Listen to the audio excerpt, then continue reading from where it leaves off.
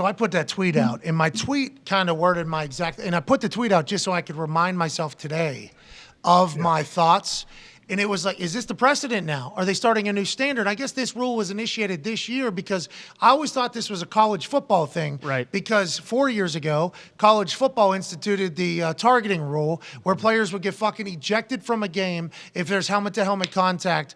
And it was just kind of like, here's the law. There was no judge of intent. There was no judge of somebody's like altitude being changed or level, whatever the word is. Yeah, there was no like actual common sense thought in it. It was like, hey, if they lower their head at all and they hit with the crown of their helmet, they're ejected. If they go helmet to helmet above the shoulder or helmet anywhere above the shoulder area, they're ejected. And there's been a lot of, I don't want to say scrutiny over that rule, but a lot of scrutiny over guys losing national championship games that they have worked their entire life for, and then a bang play, they get ejected from it. And it's like, is this really right for the kid to do this, to get kids kicked out of meaningful games in which they don't have a lot of?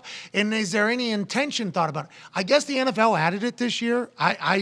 I must have missed it. I feel like we covered the NFL pretty close. What's the rule state exactly? The NFL Senior Vice President of Officiating, Walt Anderson, who also said earlier that the Gabe Davis catch wasn't a catch and we should have reviewed it and we didn't. It's like, well, fucking do it then, Walt. Yeah, pretty big play. Do it, Walt. Confirmed to pool reporter Matt Barrows that Dre Greenlaw's ejection, by the way, great name. Dre as a nickname is a great, because his full name is different than just being called Dre, though. Such a fucking cool name. Clean. Dre Greenlaw, ejection last night came from New York. He was already down by contact. We felt like the actions he took were flagrant in nature, and that was the reason for disqualification. Now, what Walt just said there goes completely against what every other human who has ever been tied to the NFL said on the internet last night, including coaches, players, and even, I would assume, former refs. If you're going to take into account helmet-to-helmet ejections into the game, you also have to think about intent, bang plays, because at the NFL, everybody's big, everybody's fast. There's a lot of things being schemed up. I just don't think this is the right move for the NFL, and now they've set precedent. This is now the standard, and I understand it's a quarterback, and it was a scary hit. Call 15. Completely cool with 15. But an ejection is absurd because now, that was obviously a helmet-to-helmet. 15 yards is for sure, but as soon as you start getting into the ejection game, it's like, who says? Mm-hmm. And what happens in big game? And is it reviewable? Like, are they reviewable to eject them? And if they review this, are they going to change it? It's a glancing blow, but it's a solid enough one that obviously knocks Herbert's helmet sideways. I have a question, too. Are we going to start ejecting running backs to receivers when they completely lower their head and expose the crown of their helmet right to the defenders? Like Cordero Patterson did when he won the Scepter just a week ago? You should never be thrown out for it. I think running backs have a right to do it, but the defenders have a right to protect themselves, too. And what we're saying is in college, definitely gets kicked out right there for that shot. Oh, People are watching that saying, that was a bad shot. It was a bad shot. We agree, not good. But he gets hit late as Dre is already moving, which moves his head. It is a scary shot. Warrants 15 yards. We're all on board with that. I don't think Dre had any intention of doing that, but it happened. So since it happened, have to penalize because that is a penalty. But to eject somebody in the NFL is just a new precedent. This is a new standard, and it's going to get dicey, I think, if they continue to do as such. I don't think this is a good play. I think it's a bad play by the NFL, even adding this into the repertoire. I always assumed that, as the rule was before, if you get two unsportsmanlike conduct, that's when you're booted, right? Yeah. So two late hits or something, you're thrown out. That's what I always announce. This is his first unsportsmanlike on this person. They get another one, they're gone. I didn't think they could do this. And did they slide this in the rules without us really knowing or talking about it? I had a couple of people tweet me as if they were much smarter than we were. The rule's been instituted this year or whatever. It's like, we didn't know that. I don't think we read the rule right whenever it came out because we never talked about this. I almost felt like when I put that tweet out, I was like, have I fucking lost it? When did this start? When did this start happening? Because I've been covering college now, pretty tightly. I'm like, college, yeah. College is definitely. And I thought I was losing it. I thought I got concussed.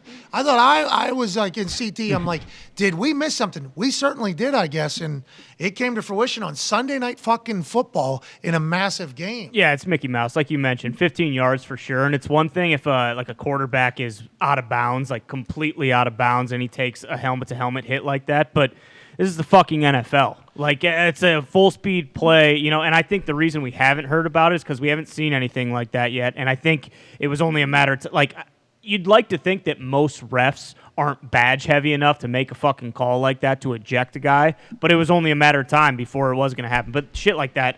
It's New York, though. What if they didn't even want to? What if the refs on the field didn't even want to throw him out? But they said it was New York. Yeah. They said it was New York. Which is even more egregious. For these guys, yeah. Like, it's terrible. Oh, how about the ref on the field? Excuse me? This is the first time we're doing this? Yeah, go tell him that he's been ejected. Right now? Yeah. We're kicking a guy out for that right now? Yep, go tell him. I think this is bullshit, by the way. Yeah. Personal foul. All right. He has been disqualified. And everybody, excuse me, what? We're kicking people out of games right now? And the issue, I think, is this now gives them leeway to do this in the future, right? Like they rolled this out. And they're like, look what happened. And it's like, everybody hated it. Well, still can do it. Player safety. Still, if you can do it. Yeah, we're looking out for the players. The players need this, remember? Well, also, you're kind of adding a little bit more control to people that maybe shouldn't have it and adding something to a game that can deeply affect you. You get the Mike linebacker ejected from the fucking game, big-time game, trying to make a playoff run.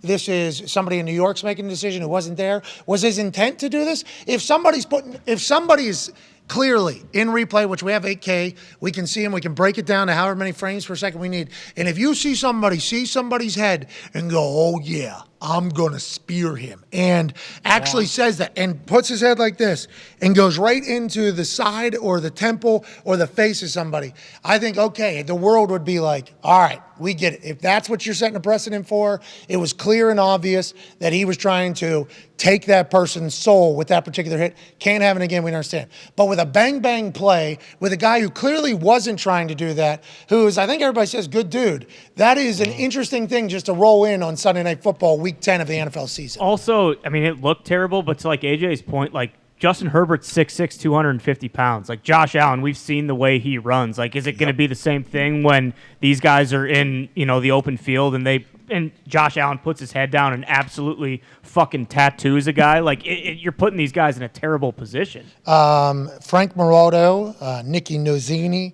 is texting into the group that the rule has apparently been on the books since 2018. Yeah, I did not know this. There have not been many ejections at all. I guess there was one player who was a safety, Sean Williams for the Bengals, was ejected in 2018 for a hit on Andrew Luck for a helmet-to-helmet. They modified that son of a bitch. They modified it, as you mentioned, beginning of this season to tweak with like lowering to like adjust for not just the crown of the helmet. Now it can be any part of the helmet. Oh, so they opened it up a little bit Yeah. more. Why are we putting more? Why add more to the? It's got to be so hard to tackle these running quarterbacks, especially when some of them are 6'5", 6'6", 240, and you're not really sure if they're going to slide. And like this one too with Greenlaw, he's being tackled as you're running pretty much full speed, and like the whole level of his body and head are lowering as you're going into him. Like, intent does matter. Like, you didn't specifically, like you said, line this dude up from 30 yards away and just drill him in the temple. That's not what we had here. And 15 should have been 15. Yeah. We are all in agreement. We are all in agreement. Happy Justin Herbert didn't get fucked up there. What a tough son of a bitch. Yeah, exactly. Justin Herbert is, because that helmet turn, and they tested him. He got pissed off that they were even testing him for a concussion. And he comes out, thank you. Yeah, that's what I thought. Give me my helmet. I'm back out there. Chase Daniels said, I forget how to play football. But nonetheless, we can't have that be a thing. We would like to go on the record as stating, love the games in Germany. Yep. Hate the ejection thing that has now creeped into the NFL from college football. We need intent to be in there. All in favor say aye. Aye. All right, now we move on. That's where we're at. I'm happy we all take a stand there. Yeah, and Herbert didn't get to go back in because Chase Daniels threw 3 straight incompletions. Then he kicked a field goal, and then it was halftime.